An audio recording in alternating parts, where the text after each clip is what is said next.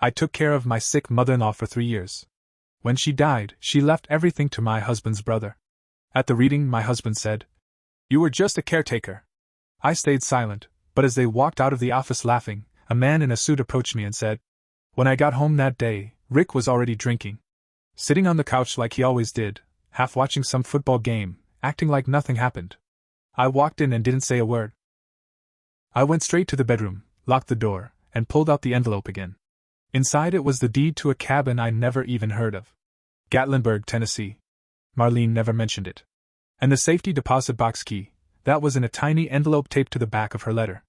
I stared at it for hours. The next morning, I told Rick I was going to visit my sister in Bloomington. I hadn't talked to my sister in years, but he didn't ask any questions. He just grunted and asked me to pick up more beer on the way back. I drove straight to Gatlinburg. It took nearly 6 hours. I didn't stop once. When I got there, I almost cried. The cabin was tucked in the woods, quiet and peaceful, with a view of the mountains. It wasn't huge, but it was beautiful, clean, rustic, fully furnished. Everything inside was in perfect condition. A handwritten inventory list sat on the kitchen counter. In the back, there was a small garden. A real one, with herbs and flowers still growing. She built this place. Probably with her late husband, before he died. It was hers. And now, it was mine. There was also a note pinned on the fridge: "If Rick or Chad ever find this place, show them the deed. If they try to fight it, call Bill. He'll bury them in court." I stayed there for 2 days. I didn't call anyone. I didn't answer texts. I just sat on the porch, drank tea, and let myself breathe for the first time in 3 years. Then I went back to Evansville, calm and quiet. I didn't tell Rick a thing. I went back to doing the usual: cooking, cleaning, making his dinners. But something had shifted inside me. I started digging. Quietly. I went through Marlene's files, found more details about the lake property. She bought it after her husband died. It was on Lake Monroe, south of Bloomington. 4 acres of forest and lakefront access. I drove there next. And just like that, it was real. The property had a locked gate, but I had the key. There was a small sign with her name on it. A second cabin was being built on the land. It wasn't finished, but the foundation and frame were up. I called William from the truck. He told me Marlene had started building the second cabin for me. For when I needed to disappear, my heart cracked in half. Rick noticed a change, but he couldn't figure it out. I started staying out late. I said I was picking up extra shifts at the library. He didn't know I quit that job over a year ago. What I was really doing was meeting with William, setting up accounts, moving property into a trust with my name on it. Quietly transferring what Marlene left me into places Rick couldn't touch. I also started documenting everything. Every time Rick yelled at me, I recorded it. Every time he said I was lucky to have him, I wrote it down. I pulled our tax records. Guess what I found? Chad had been taking money from their mother's account for years. Small withdrawals. Thousands over time. I took pictures of the statements. Sent them to William. He didn't say much, but I saw that look in his eye. He was going to use it. A week later, I overheard Rick on the phone with Chad. They were laughing about something. I stood outside the bedroom door and listened. "She actually thinks she was part of the family," Rick said. "Poor girl. 3 years of wiping mom's ass and she got a thank you." Then Chad said something I'll never forget. "You should have put a camera in there. Could have sold that crap online. Nurse fetish or something." They laughed so hard, Rick choked on his beer. I almost kicked the door in. But I didn't. Instead, I stepped back, walked into the kitchen, and poured myself a drink. I knew what I had to do. I stayed quiet for another month. I let them think they had it all. Rick didn't notice I'd stopped doing his laundry. Didn't notice I was only pretending to go to the store. I was moving money, copying files, and talking to William almost every other day. That's when I made the move. I told Rick I wanted to reconnect. That maybe we should get away for a weekend. I suggested a trip to Gatlinburg. He was suspicious, but then I mentioned there was a cabin we could rent for free. I lied and said it belonged to a friend from the library. That's all he needed to hear. We drove out on a Friday. When we got there, he was impressed. "Damn, Claire," he said. "You should have gotten us up here a long time ago." I just smiled. That night, I cooked a nice dinner. We drank wine. I even let him think he was charming again. He passed out drunk on the couch. I sat outside and made the final call to William. "It's time," I told him. He already knew what to do. The next morning, I told Rick I had to meet my friend in town. Said she wanted to grab coffee. He waved me off and said he was going to explore the trails nearby. Instead, I drove 2 hours to Louisville. I had an appointment with a private investigator, one that William hired on my behalf. The folder he handed me was thick. Inside were pictures of Chad at a casino. Dozens of nights. Thousands spent. Not once did he show up to see his dying mother, but he had no problem blowing her money at blackjack tables. Worse? There were texts. Screenshots from a burner phone Rick had bought last year. Messages between Rick and another woman. Not just one, multiple women. He'd been cheating the whole time Marlene lived with us. One of them even sent him a video. I couldn't stomach watching it, but I saw the timestamp, the same night I sat by Marlene's bedside while she screamed in her sleep from the pain. I walked out of that office with a flash drive, a file folder, and a plan. Back at the cabin, Rick was out front grilling like he was king of the woods. He had no clue what I'd just found out. "You look tense," he said. "Come have a beer."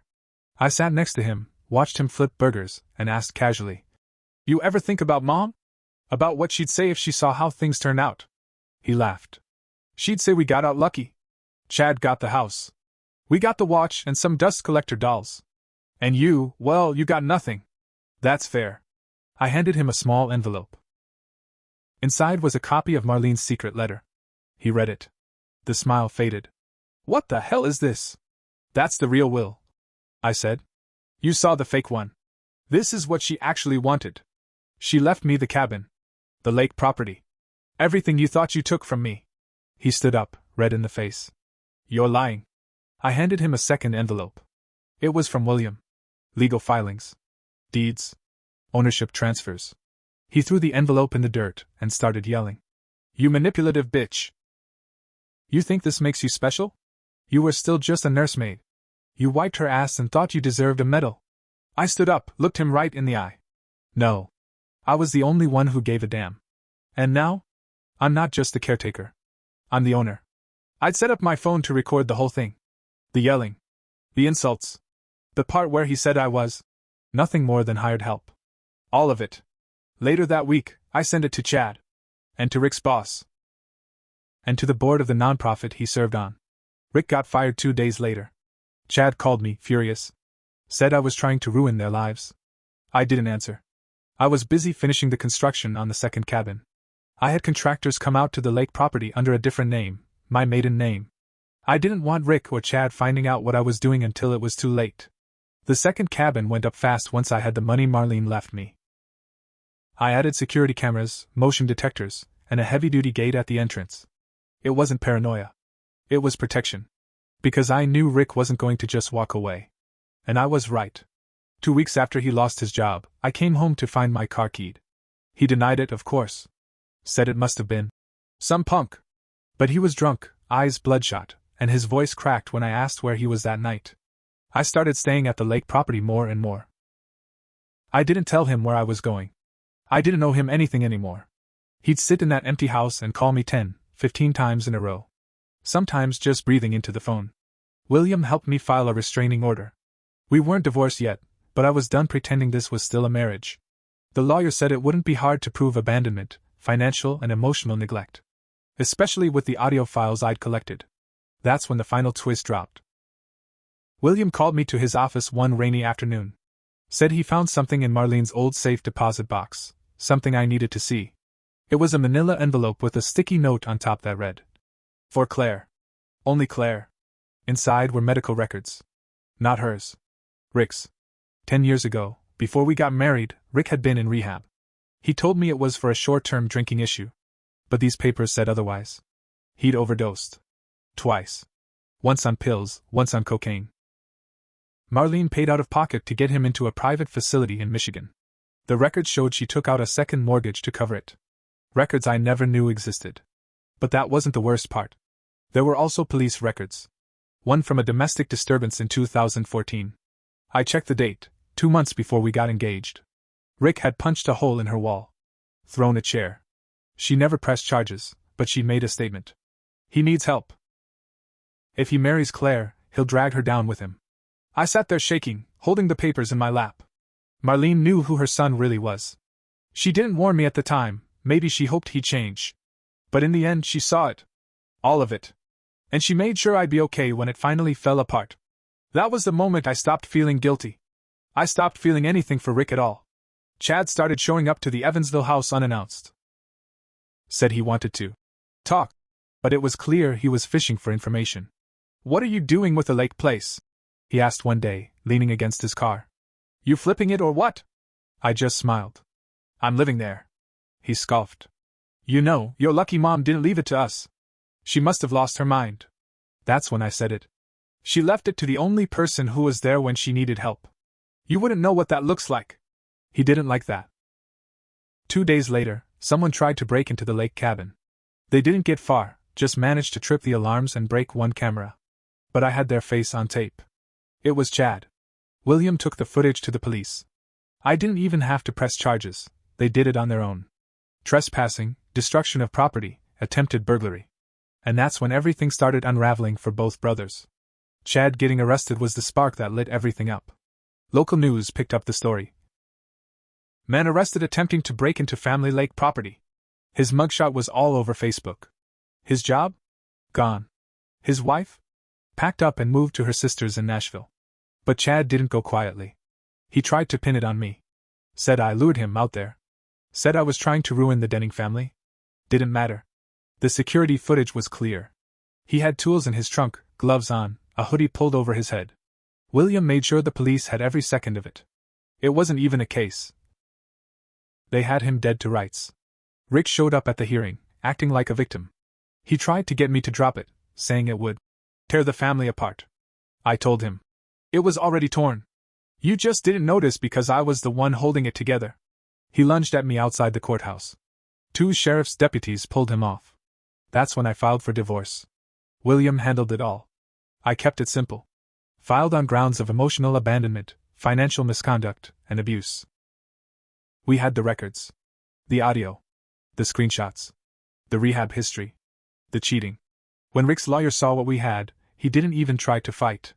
The only thing Rick asked for was his stuff. I let him have the broken recliner, some clothes, and a pile of unopened bills.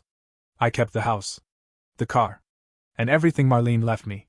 The court awarded me spousal support for 2 years because of unpaid caregiving duties. William called it poetic justice.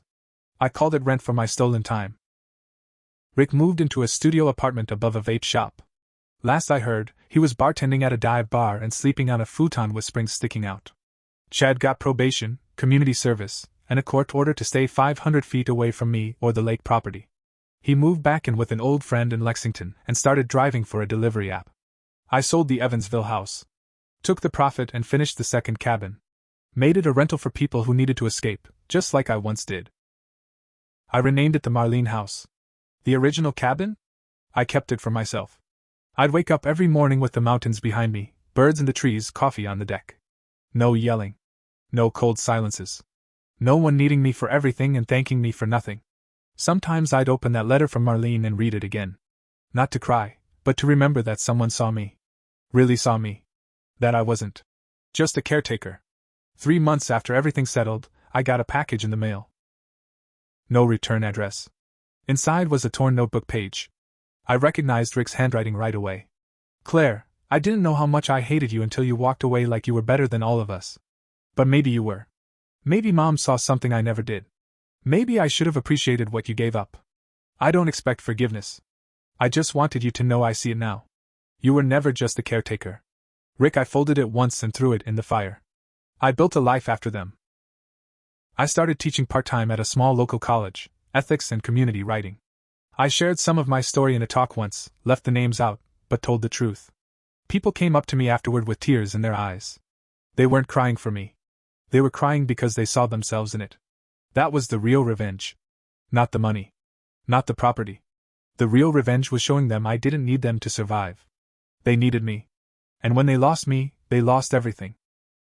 Marlene once told me, "You're more of a daughter than either of my sons deserve." She was right. And now, I live like someone who finally understands her own worth. Because I do. And I always will.